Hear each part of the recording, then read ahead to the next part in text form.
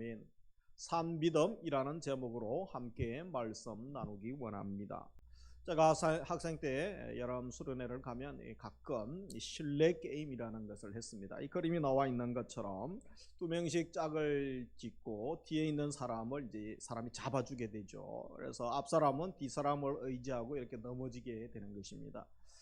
그런데 생각은 뭐 쉽고 어렵지 않을 것 같은데 막상 넘어지려고 하니까 뒷사람이 힘이 없어서 못 받아주면 실수하면 어떡하나, 그리고 뒷사람이 장난친다고 또 안 받아주면 내가 또 매트리스도 깔지 않고 시멘트 바닥인데 이러다가 뇌진탕 걸리는 것 아닌가, 이런 또 염려, 저런 염려 때문에 잘 넘어지지 못합니다. 그래서 이것을 통하여 제가 느낀 것은 상대방을 신뢰하는 것이 얼마나 중요한가. 신뢰하지 않으면 이 게임 하나도 할 수 없는 것이죠. 그리고 생각은 쉬운데 또 실상 행동으로 옮기는 것이 결코 만만치 않은 것도 배우게 되었습니다. 우리 믿음이라는 것이 무엇입니까? 믿음에 대한 말씀도 많이 듣지만 믿음은 그리스도인들의 풍성한 삶의 열매다라고 할 수 있는 것이죠. 우리가 믿음으로 구원받습니다. 하나님을 기쁘시게 하는 것, 믿음으로 하나님을 기쁘시게 합니다. 믿음을 떠나서 행하는 모든 것은 죄라고 말씀합니다. 기도응답, 말씀 붙들고 믿음으로 또 우리가 기도하면서 응답받는 것이죠. 병고침, 믿음으로 병고침을 받습니다. 5장에서 다음에 또 강의하게 되겠습니다. 의인은 믿음으로 말미암아 사는 줄 믿습니다. 그래서 믿음이 얼마나 소중한지 우리가 알 수 있는 것입니다. 그렇다면 이 믿음의 나무에 어떤 열매를 맺어야 그것이 참 믿음임을 증명할 수가 있겠습니까? 고린도후서 13장에 보면 너희가 믿음이 있는지 너희 자신을 확증하라, 이 말씀을 바울을 통하여 또 하시기도 합니다. 그래서 이 시간 우리가 어떤 믿음을 가졌는지, 또 거짓 믿음이 있죠. 허탄한 믿음, 거짓 믿음과 대조하여 참 믿음은 무엇인지 말씀을 통하여 우리도 기도 제목으로 삼기를 원합니다. 우리 14절 같이 읽겠습니다. 내 형제들아, 만일 사람이 믿음이 있노라 하고 행함이 없으면 무슨 유익이 있으리요? 그 믿음이 능히 자기를 구원하겠느냐. 그래서 이 헛된 믿음, 이 거짓 믿음이 있다라는 것입니다. 어떤 믿음들이 있습니까? 이 행함이 없는 믿음이 먼저 언급되죠. 여기서 말하고 있는 사람은 믿음을 가진 사람이 아니라 자기가 믿음이 있다고 착각하는 사람을 두고 하는 것이죠. 그래서 그런 자들에게 그 믿음이 능히 자기를 구원하겠느냐라고 질문하고 있는 것입니다. 믿음이 있다고 말하는 사람이 행함이 없다면 그 믿음이 어떻게 자기를 구원하겠느냐. 그래서 그 믿음 가지고 어떤 유익을 얻겠느냐라는 것이죠. 실제로 믿음이 있다고 착각하는 것일 뿐 그 사람의 믿음은 구원에 이르지 못하는 믿음이 있다는 것입니다. 거짓 믿음이라는 것이죠. 어떤 분들 보면 성경 공부도 하고 기도도 합니다. 경건한 척을 합니다. 그런데 그런 분들도 믿음의 행함이 없을 수가 있습니다. 자기를 속이는 것이고 거짓 믿음이라고 할 수 있는 것이죠. 예를 들면 어떤 음식점을 갔습니다. 그 음식점이 참 맛있습니다. 손님도 많고 한데, 그래서 이 손님이 그 음식점의 주인하고 그 직원들은 그 음식을 먹는지 봅니다. 다른 음식점의 음식을 시켜 먹어요. 자녀들에게는 절대 먹지 마, 그렇게 하면서 음식을 팝니다. 그러면 손님들이 그 사실을 알면 그 집 음식이 아무리 맛있어도 먹겠습니까? 몸에 해롭기 때문에 먹지 않는 것. 주인도 먹지 않고 자기 자식도 먹이지 않는 것, 누가 먹겠느냐라는 것이죠. 오늘 본문에 보면 16절 17절에 제대로 입지도 못하고 제대로 먹지도 못한 한 신자가 교회 안에 들어오게 됩니다. 그런데 이 죽은 믿음을 가진 신자는 방문자가 무엇이 필요한지 알았지만 그들의 필요를 충족시켜 주지 않은 채 고작 그가 한 일은 경건한 척하는 그런 몇 마디 말하는 거죠. 그래서 평안히 가세요, 더웁게 하세요, 배부르게 하세요. 그런 말만 하고 그냥 보냈던 것이죠. 근데 방문자는 그의 어떤 공고함, 그의 힘든 상황을 해결하지 못한 채 이제 교회를 나가게 되었습니다. 그래서 믿음 따로 행함 따로 이런 경우가 많죠. 물론 이제 분별력이 필요합니다. 저도 교회에 방문하시고 찾아오시는 분이 19번 조금 다른 속내를 가지고 있는 분들이 있어서 분별력도 필요하고, 그러나 정말 예수님이 방문하실 수가 있기 때문에 또 조심스럽게 또 섬기고 해야 되죠. 그래서 요한일서 3장 17절, 누가 이 세상의 재물을 가지고 형제의 궁핍함을 보고도 도와줄 마음을 닫으면 하나님의 사랑이 어찌 그 속에 거하겠느냐. 같이 읽습니다. 자녀들아, 우리가 말과 혀로만 사랑하지 말고 행함과 진실함으로 하자. 그래서 우리가 행함과 진실함으로 하자라고 권면하고 있습니다. 야고보서 2장 17절에는 이와 같이 행함이 없는 믿음은 그 자체가 죽었다라고 말하죠. 그래서 이 죽은 믿음, 헛된 믿음의 결과가 무엇입니까? 아무런 유익이 없는 것입니다. 아무 사건도 일어나지 않습니다. 그리고 그 자체가 죽었다. 이 죽었다라는 원어적인 의미에 보면 무익하다, 해롭다, 그런 의미가 있는 것입니다. 그래서 18절에 어떤 사람은 말하기를 너는 믿음이 있고 나는 행함이 있으니 행함이 없는 내 믿음을 내게 보이라. 나는 행함으로 내 믿음을 내게 보이리라. 그래서 이 야고보가 지금 행함과 믿음을 분리하려는 자들을 질책하고 있는 것을 보게 되죠. 그런 반대자들에게 나는 행함으로 내 믿음을 너희들에게 보이겠다라고 담대하게 고백하고 있는 것을 보게 됩니다. 우리가 이 18절과 로마서 바울이 말한 또 로마서 3장 28절을 보면 서로 말이 좀 모순이 있지 않는가 이런 오해를 하기도 합니다. 과연 그럴까요? 그래서 로마서 3장 28절을 보면 그러므로 사람이 의롭다 하심을 얻는 것은 율법 행위에 있지 않고 믿음으로 되는 줄 우리가 인정하노라. 그래서 우리가 이미 로마서에는 이제 이신칭이죠. 믿음으로 구원받고, 야고보서는 이행덕이라고 하죠. 행함으로 의로움에 이른다. 이 서로 모순되는 것처럼 보여집니다. 그러나 그것은 사실 모순되는 것이 아니고 서로 보완해주고 더 완전해지는 것입니다. 참 믿음의 모습은 죄인이 예수 그리스도를 믿을 때는 이신칭이죠. 그러나 예수 그리스도를 믿고 난 다음에 우리의 삶의 변화에 대해서 대상, 그 상황이 서로 사도들의 적용이 다르다는 것이죠. 그래서 이 진술의 문맥을 읽어보면 야고보와 바울이 상이한 시각에서 동일한 결론에 도달하고 있음을 알 수 있습니다. 같은 것을 이야기하면서도 참 믿음에 대한 이야기를 하면서도 이제 강조점이 다른 것이죠. 대상이 누구인가 또 강조하는 부분이 다르죠. 그래서 행위만 강조하는 바울이 말하는 행위는 계명을 순종하는 의미가 아니죠. 바로 죄인들이 예수님 믿고 하나님 자녀 되는 데 있어서 구원받는 데 있어서 예수님 믿는 믿음이 아니라 바로 할례를 받아야 된다고 주장하는 유대인들이 있었죠. 그리고 율법 조항들을 지키고 그리고 절기들을 지켜야 된다. 또 안식일을 지켜야 된다. 이렇게 행위 구원을 주장하는 자들에게 아니다. 오직 예수 그리스도를 믿음으로 말미암아 구원받는다. 그래서 죄인이 신자 될 때에 구원의 조건은 예수 그리스도를 믿는 거죠. 이신칭의를 이야기한 것이죠. 그러나 이 야고보가 말하는 이 행위는 믿는 자들이 이제 삶의 변화가 없는 것을 책망하는 거죠. 신앙의 열매를 맺어야 되고 사랑으로 순종에 이르는 열매, 그것을 강조하고 있는 것입니다. 믿는데 믿는 열매가 보이지 않을 때 그죠? 또 책망하죠. 그래서 서로 대상이 다르고 상황이 다르다는 것입니다. 바울의 말은 구원을 위해 예수 그리스도만을 의지하려 하지 않고 율법 지킴으로 행위로 구원받고자 하는 자들에 대하여 책망하는 것이죠. 그래서 죄인이 구원받는 것은 율법 행위 준수하는 것이 아니고 뭐죠? 오직 믿음으로 구원받는 것이죠. 예수 그리스도께서 하신 일들을 믿고 받아들이는 거죠. 그래서 오직 믿음으로 구원받는 것입니다. 반면에 야고보의 말은 신자들 중에 단순한 지식적 동의나 감정적인 어떤 그런 동료 정도 수준의 믿음을 가지고 있는 자들, 그리고 참된 믿음과 혼동하는, 내가 신앙생활 잘한다고 혼동하고 있는 자들을 향하여 또 책망하는 것입니다. 믿는 자녀가 신앙의 열매가 없기 때문에 책망하고 있는 말씀인 것이죠. 그래서 이신칭의와 이행덕이는 동전의 양면과 같습니다. 참 믿음의 같은 또 모습인데 둘 다 대상이 다르다는 것이죠. 그래서 여기서 강독점은 행함과 믿음을 대조하는 것이 아니라 야고보는 행함이 없는 믿음은 형편없는 것이다 라는 것을 강조하고 있는 것입니다.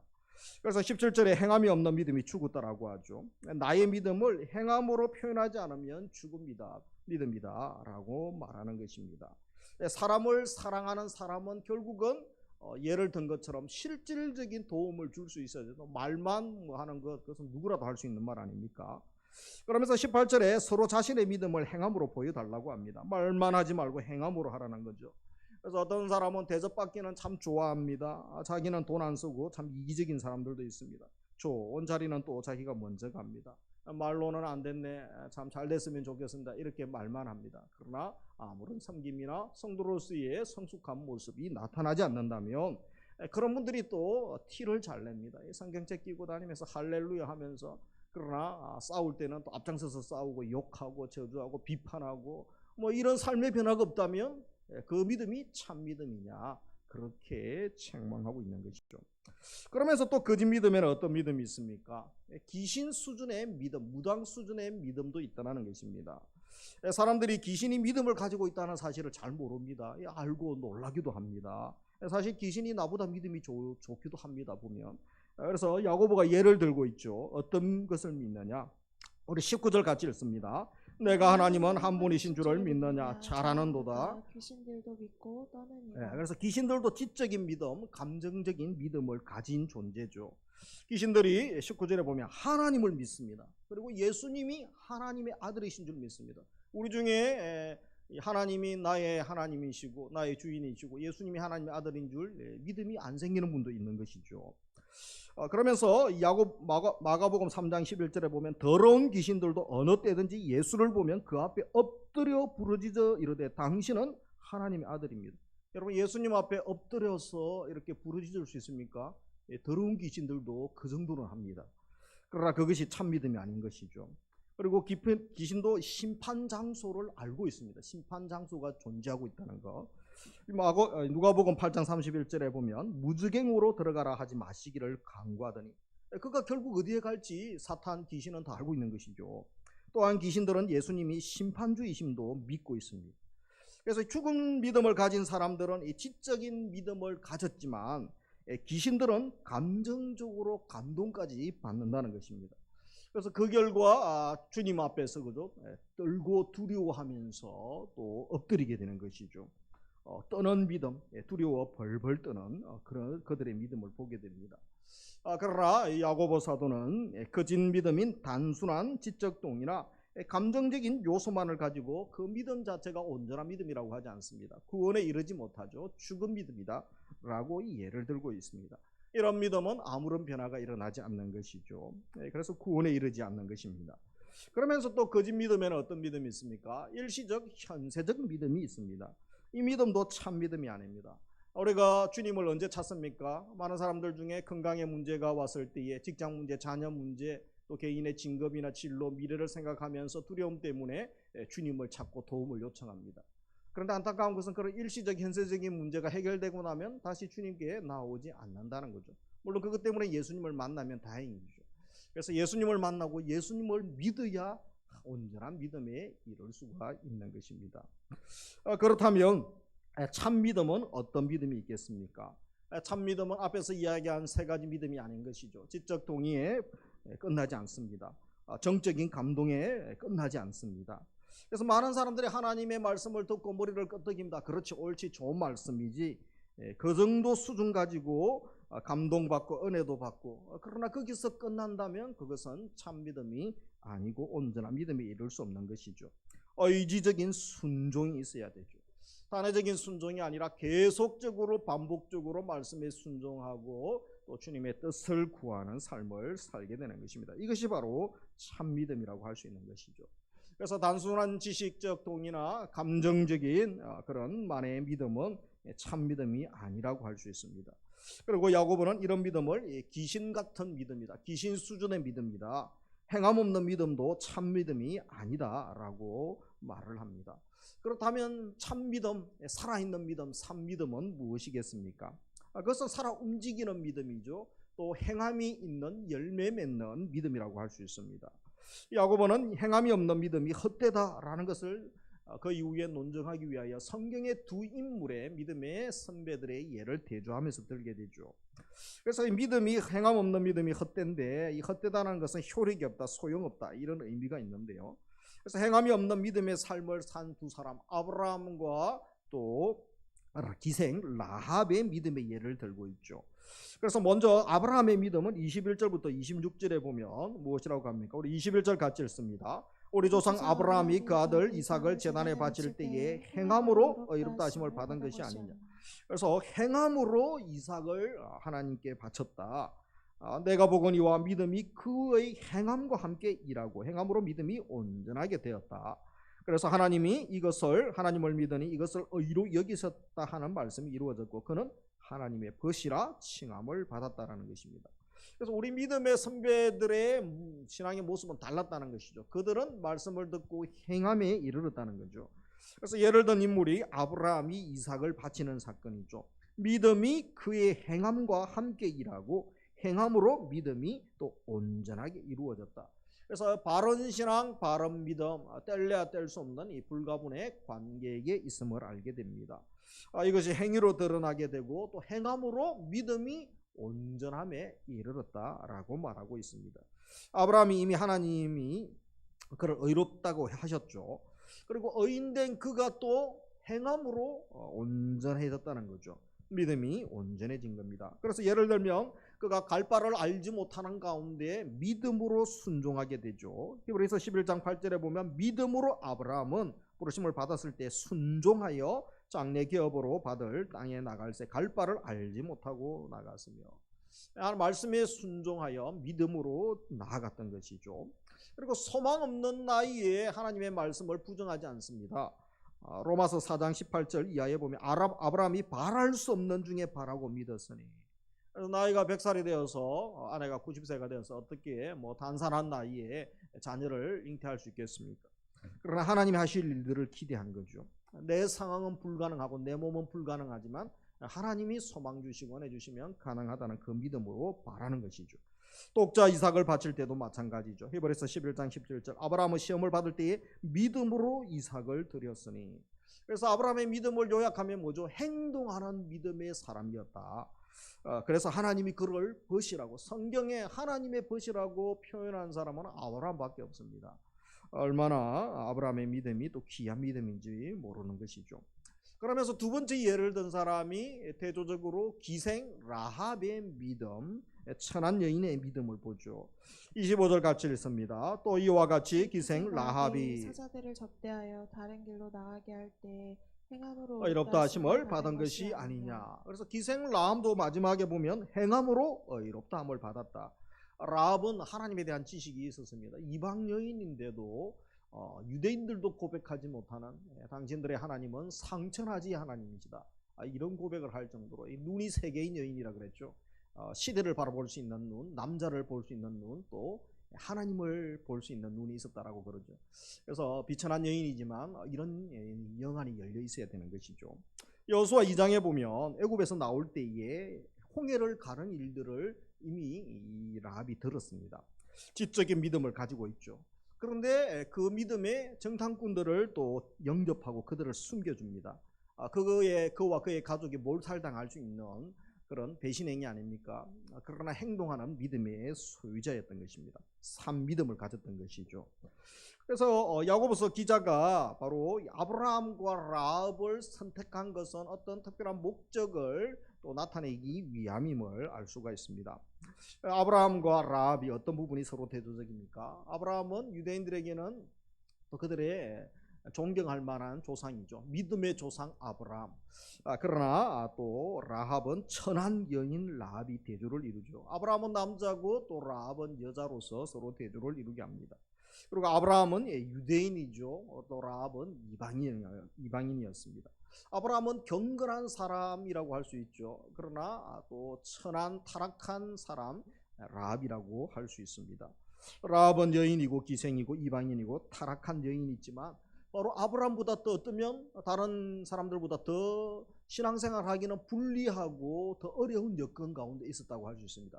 그러나 그의 신앙은 본받을 만한 참 귀한 믿음의 사람이고 더 불리한 여건에도 믿음의 행위를 드러내었던 믿음의 사람이라고 드러내고 칭찬하고 있는 것입니다. 동일하게 행함으로 믿음을 보이고 또 믿음으로 행하는 것이 얼마나 소중하고 아름다운지 예를 들고 있는 것입니다. 그래서 우리 26절 같이 읽습니다. 영혼 없는 몸이 죽은 것 같이 행함이 없는 믿음은 죽은 것이라. 행동하는 믿음, 순종하는 믿음이죠. 우리도 행동하는 믿음의 사람으로 사시기를 주님의 이름으로 축복합니다. 말씀을 마무리합니다. 이 행함이 없는 믿음은 죽은 씨앗과 같다고 합니다. 이 썩은 씨앗에게서 이제 봄이 되면 우리 씨앗이 싹을 틔고 그것이 자라고 그죠? 이제 잎사귀가 나오고 그다음 꽃이 피고 열매 맺는 걸 기대하지 않습니까? 썩은 씨앗, 죽은 씨앗에게는 아무것도 기대할 수 없습니다.